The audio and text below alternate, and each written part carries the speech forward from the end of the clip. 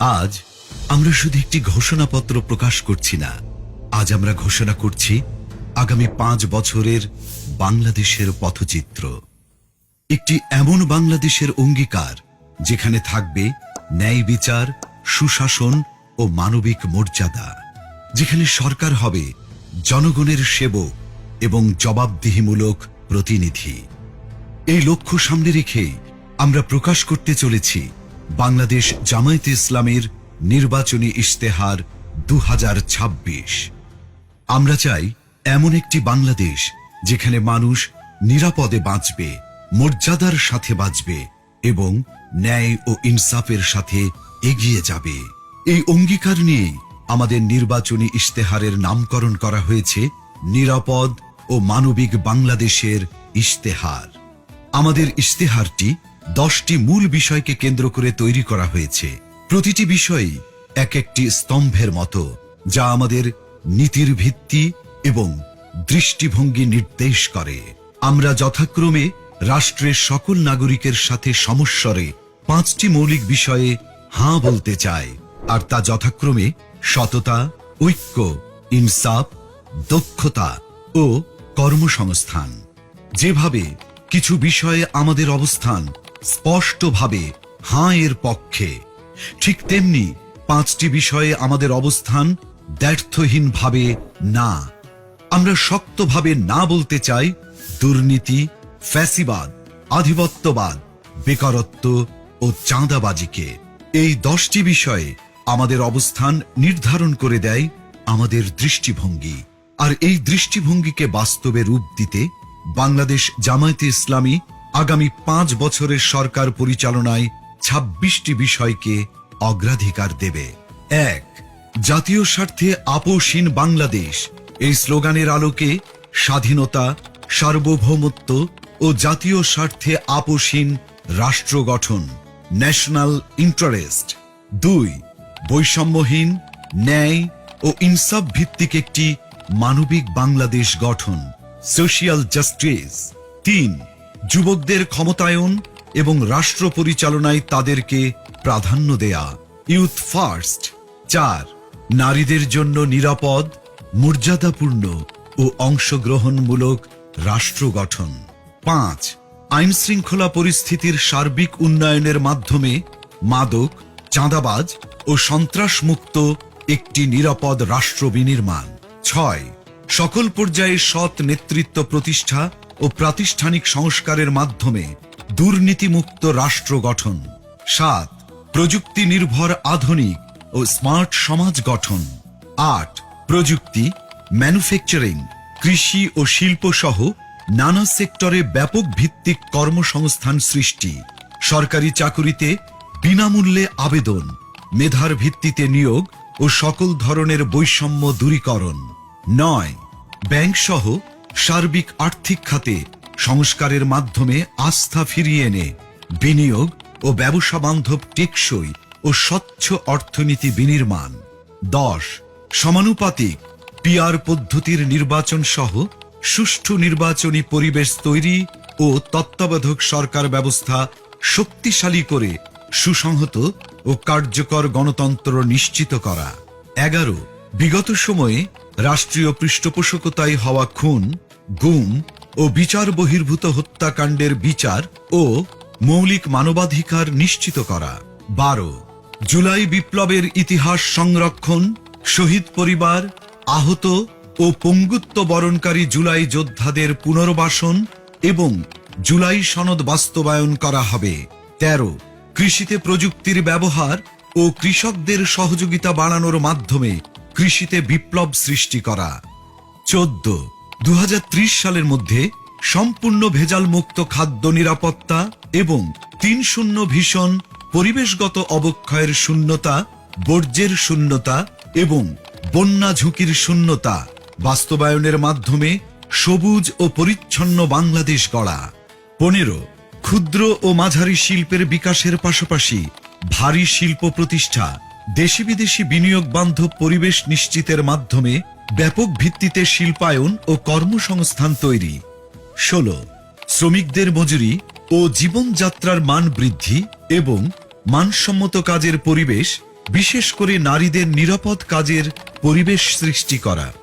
17 প্রবাসীদের ভোটাধিকার সহ সকল অধিকার নিশ্চিতকরণ এবং দেশ গঠনে আনুপাতিক ও বাস্তবসম্মত অংশগ্রহণ নিশ্চিত করা। 18 সংখ্যাগুরু সংখ্যালঘু মেজরিটি মাইনরিটি নয়, বরং বাংলাদেশের নাগরিক হিসেবে সকলের নাগরিক অধিকার প্রতিষ্ঠা এবং পিছিয়ে থাকা নাগরিক ও শ্রেণীগোষ্ঠীর জন্য বিশেষ সুবিধা নিশ্চিত করা। 19 আধুনিক ও সার্বজনীন স্বাস্থ্যসেবা প্রদান এবং গরিব ও অসহায় জনগোষ্ঠীর জন্য পর্যায়ক্রমে বিনামূল্যে উন্নত চিকিৎসা নিশ্চিত করা।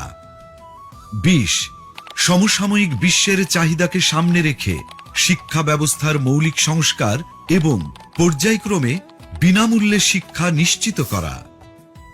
21 দ্রব্যমূল্য ক্রয় ক্ষমতার মধ্যে রেখে স্থিতিশীলতা নিশ্চিত করা এবং অন্যান্য মৌলিক চাহিদার পূর্ণ সংস্থানের নিশ্চয়তা।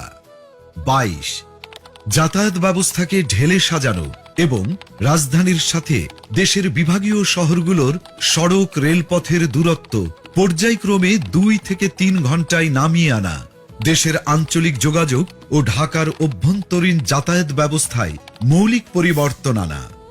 23 নিম্ন ও মধ্যবিত্ত পরিবারের জন্য স্বল্প মূল্যে আবাসন নিশ্চিত করা।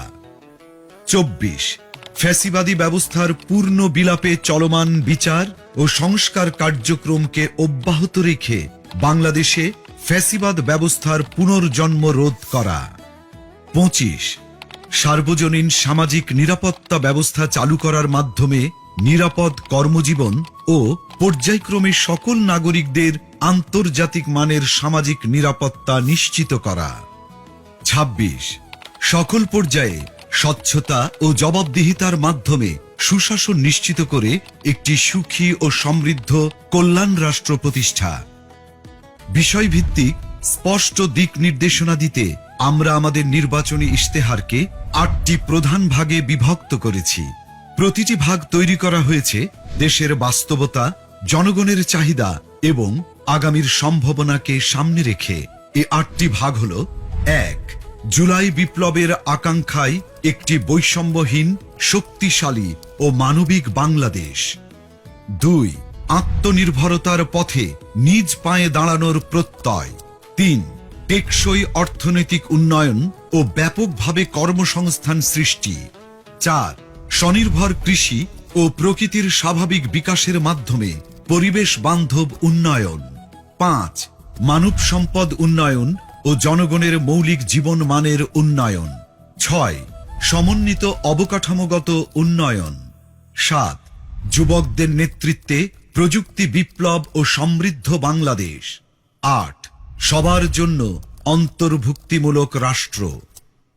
এই 8টি ভাগের মধ্য থেকেই নির্বাচিত করা হয়েছে ইশতেহারের কিছু মূল ও অগ্রাধিকারমূলক বিষয়, যা আমরা বিস্তারিতভাবে আপনাদের সামনে তুলে ধরব।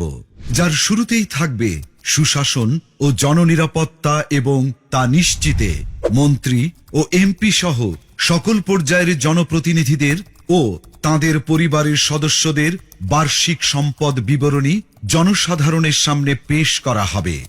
সরকারি অফিসে সিসি ক্যামেরা স্থাপন এবং সব গুরুত্বপূর্ণ সরকারি নথি ও সেবাকে শতভাগ অনলাইনে রূপান্তর করা হবে। 64 জেলা শহর এবং প্রায় 500 উপজেলা ও ছোট শহরকে পরিকল্পিত শহর হিসেবে গড়ে তোলা হবে। তরুণদের দেশ পরিচালনায় অগ্রাধিকার দেওয়া হবে। নারীদের মধ্য থেকে মন্ত্রিসভায় উল্লেখ সংখ্যক প্রতিনিধি অন্তর্ভুক্ত করা হবে। ডিজিটাল পাহারাদার অ্যাপের মাধ্যমে যে কোনো অপরাধের, যেমন চাঁদাবাজি, ঘুষ, নারী নির্যাতন বিরুদ্ধে তাৎক্ষণিক ডিজিটাল রিপোর্ট করা যাবে, যেখানে রিপোর্টকারীর পরিচয় গোপন রাখা হবে। সরকারের আয় ব্যয়ের সব হিসাব জনগণের সামনে উন্মুক্ত করতে আমাদের ইশতেহারে আমরা প্রস্তাব করছি আমার টাকা আমার হিসাব নামের একটি অসাধারণ ডিজিটাল প্ল্যাটফর্ম। আসুন দেখে আসি অ্যাপটি কিভাবে কাজ করবে। আপনি কি কখনো ভেবেছেন সরকার কিভাবে আয় করে? প্রতি বছর বাজেট কিভাবে তৈরি হয়, আর সেই বাজেট অনুযায়ী টাকা কোথায় কোথায় খরচ হয়? সরকারের আয় আসে আপনার দেয়া কর, বিদেশি অনুদান, ঋণ, আমাদের প্রবাসী হিরোদের পাঠানো রেমিটেন্স এবং সেবামূলক আয় থেকে। আর এই টাকা দেশের বিভিন্ন খাত ও প্রকল্পে ব্যয় করা হয়, যার সঠিক হিসাবটা জানা রাষ্ট্রের নাগরিক হিসাবে আপনার একটি অধিকার। বর্তমানে এই হিসাব জানার প্রক্রিয়া অনেক জটিল ও কঠিন, কিন্তু কেন বারবার আপনাকে এই বিষয়ে অন্ধকারে রাখা হয়? কারণ এই জটিলতাই দুর্নীতিবাজদের জন্য একটি নিরাপদ আশ্রয় তৈরি করে, আর অপরাধীরা থেকে যায় লোকচক্ষুর অন্তরালে। এবার সেই সমস্যার সমাধান হবে আমার টাকা আমার হিসাব নামের একটি অসাধারণ ডিজিটাল উদ্যোগের মাধ্যমে। এই প্ল্যাটফর্ম ব্যবহার করে আপনি সরকারের বার্ষিক আয় ব্যয়ের পুরো হিসাব দেখতে পারবেন, জানতে পারবেন সরকার কত টাকা কর পেয়েছে, বিদেশ থেকে কত অনুদান এসেছে, কত ঋণ এসেছে, কত টাকা এসেছে সেবামূলক আয় থেকে, এবং মোট কত টাকা রেমিটেন্স দেশের অর্থনীতিতে যোগ হয়েছে। জানা যাবে সেই আয়ের টাকা কোন খাতে কোথায় কত খরচ হয়েছে এবং হচ্ছে। এমনকি নির্দিষ্ট এলাকা অর্থাৎ জেলা, উপজেলা বা থানা পর্যায়েও আয় ব্যয়ের হিসাব জানতে পারবেন।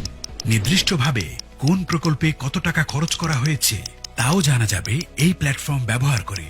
এই প্ল্যাটফর্মের মাধ্যমে ব্যয়ের কোনো অসঙ্গতি চোখে পড়লে আপনি প্রশ্ন করতে পারবেন, প্রয়োজনে অভিযোগও জানাতে পারবেন। এভাবেই আমরা সবাই নিজ নিজ জায়গা থেকে দেশের আয় ব্যয়ের প্রতি সচেতন হব, দেশের আর জনগণের কাছে সরকারের স্বচ্ছতা ও জবাবদিহিতা নিশ্চিত করতে পারব। এই সুন্দর উদ্যোগটি সত্যি করতে প্রয়োজন আপনার একটি মূল্যবান ভোট। আগামী নির্বাচনে দাড়িপাল্লার পক্ষে দেয়া আপনার ভোটেই তৈরি হবে একটি দুর্নীতিমুক্ত সততার বাংলাদেশ।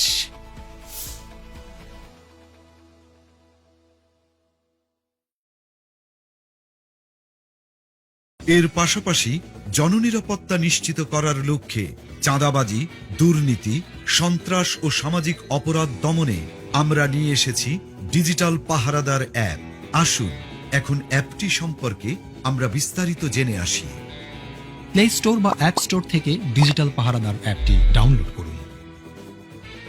আপনার ফোন নাম্বার দিয়ে রেজিস্ট্রেশন করুন। 6 সংখ্যার গোপন পিনটি সেট করুন। কোন ধরনের অভিযোগ দিতে চান তা সিলেক্ট করুন। অভিযোগের প্রমাণ সংযুক্ত করার জন্য ছবি, ভিডিও, অডিও রেকর্ড করুন অথবা মেসেজ টাইপ করুন। অভিযোগটি পূর্বে রেকর্ড করা থাকলে ছবি, ভিডিও, অডিও আপলোড করুন। আমি উপরের শর্তাবলী পড়েছি, এই লেখাটিতে টিক মার্ক দিন, তারপর জমা দিন বাটনে ক্লিক করুন। অভিযোগের 24 ঘন্টার ভেতরে দ্রুততম সময়ে ব্যবস্থা গ্রহণ করা হবে। আপনার অভিযোগটির অগ্রগতি অ্যাপটির মাধ্যমে ট্র্যাক করতে পারবেন। অভিযোগটির সর্বশেষ তথ্য আপনাকে SMS এর মাধ্যমে জানানো হবে। চাঁদাবাজি এর পাশাপাশি দুর্নীতি, ঘুষ, মাদক, সন্ত্রাস, বুলিং বা ইফটিজিং ও অপহরণ সংক্রান্ত অভিযোগ দিতেও অ্যাপটি ব্যবহার করতে পারবেন। অভিযোগকারীর নিরাপত্তা নিশ্চিত করার জন্য পরিচয় গোপন রাখা হবে। এখন আমরা আলোচনা করব অর্থনীতিকে শক্তিশালী করতে আমাদের প্রস্তাবিত কর্ম পরিকল্পনা নিয়ে। 2040 সালের মধ্যে আমরা বাংলাদেশের অর্থনীতিকে $2 ট্রিলিয়ন উন্নীত করব, যেখানে মাথাপিছু আয় দাঁড়াবে $10,000। কর্পোরেট ট্যাক্স পর্যায়ক্রমে 20% এর নিচে নামিয়ে আনা হবে। বাংলাদেশের সকল ইসলামী ব্যাংক ও বীমা খাতের বিকাশে সহায়তা করা হবে। বিদেশে পাচারকৃত অর্থ ফেরত আনার লক্ষ্যে কার্যকর ব্যবস্থা গ্রহণ করা হবে। করমুক্ত আয়ের সীমা ক্রমান্বয়ে বৃদ্ধি করে 6 লাখ টাকা পর্যন্ত উন্নীত করা হবে। অর্থনৈতিক কর্মকাণ্ড গতিশীল করার মাধ্যমে জিডিপি প্রবৃদ্ধির হার ক্রমান্বয়ে 7% উন্নীত করা হবে। আমাদের ইস্তেহারের আরেকটি অন্যতম প্রধান অগ্রাধিকার যুব সমাজ ও কর্মসংস্থান।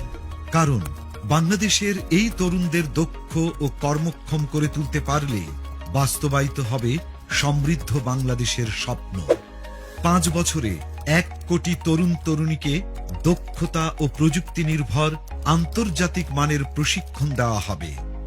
কর্মসংস্থান না হওয়া পর্যন্ত ন্যূনতম 2 বছরের জন্য শিক্ষিত বেকারদের মাসে 10,000 টাকা করে কর্জে হাসানা সুদমুক্ত দক্ষতা উন্নয়ন ফি দেওয়া হবে। দক্ষতা যেমন বিদেশি ভাষা, আইটি, কম্পিউটার মেগা উন্নয়ন করলে কলেজ থেকে বিশ্ববিদ্যালয় পর্যন্ত প্রতি ছাত্রকে ফি প্রদান করা হবে। দক্ষতা প্রকল্পের মাধ্যমে সরকারি ব্যবস্থাপনায় জেলাভিত্তিক human skill development zone SDZ গঠন করে বিনামূল্যে প্রয়োজনীয় প্রশিক্ষণ প্রদানের মাধ্যমে যুব সমাজকে দক্ষ মানব সম্পদে রূপান্তর করা হবে। আসুন দেখে আসি দক্ষতা অ্যাপটি কিভাবে কাজ করবে। দক্ষতা অ্যাপটি প্লে স্টোর বা অ্যাপ স্টোর থেকে ডাউনলোড করো অথবা ওয়েবসাইটে ভিজিট করো। নির্ধারিত ফর্মে পরিচয়, ঠিকানা, শিক্ষাগত যোগ্যতা এবং পছন্দের দক্ষতা সিলেক্ট করো ও অন্যান্য তথ্য দিয়ে রেজিস্ট্রেশন করো। অ্যাপ থেকে কনফার্মেশন পেজে দেওয়া তথ্য অনুযায়ী নির্ধারিত তারিখে ও স্থানে প্রয়োজনীয় সকল কাগজপত্র সহ উপস্থিত থাকো। নির্ধারিত স্থানে বিশেষজ্ঞদের পরামর্শে তোমার প্রশিক্ষণের বিষয় নির্ধারণ করা হবে এবং তোমার ভর্তি প্রক্রিয়া সম্পন্ন করা হবে। প্রশিক্ষণের সময়ে প্রশিক্ষণের খরচ, থাকা খাওয়ার খরচ এবং সম্মানী সরকার বহন করবে। প্রশিক্ষণ শেষে চাকুরি, ক্ষুদ্র ব্যবসা, বিদেশ গমন ও অন্যান্য কর্মসংস্থানের উদ্যোগ গ্রহণে সরকার সহযোগিতা করবে। দক্ষতা অ্যাপের মাধ্যমে তুমি শিখবে এবং শিখতে শিখতেই শুরু হবে তোমার কর্মজীবন। বাংলাদেশ জামায়াতে ইসলামী বিশ্বাস করে নারীর সম্মান ও নিরাপত্তা সমাজের নৈতিক ও সামাজিক উন্নয়নের মূল ভিত্তি। তাই সুষ্ঠু কর্মপরিকল্পনার মাধ্যমে আমরা তাদের সুরক্ষা, মর্যাদা ও সমান সুযোগ নিশ্চিত করতে চাই। নারীর সম্মতি অধিকার রক্ষায় সম্মতি সুরক্ষা কমিটি গঠন করা হবে। নির্যাতিত নারীর সকল প্রকার আইনি, মানসিক, আর্থিক সহায়তার জন্য প্রতিটি জেলা সদর হাসপাতালে ওয়ান স্টপ ক্রাইসিস সেন্টার স্থাপন করা হবে। কর্মক্ষেত্রে ডে কেয়ার সেন্টার উল্লেখযোগ্য পরিমাণে বাড়ানো হবে। নারী চলবে নির্ভয়ে লক্ষ্য বাস্তবায়নে 1. নারীদের জন্য আলাদা বাস সার্ভিস পিক আওয়ারে। 2. গণপরিবহনে সিসি ক্যামেরা স্থাপন। 3. মেট্রো রেলে আলাদা কম্পার্টমেন্ট চালু। 4.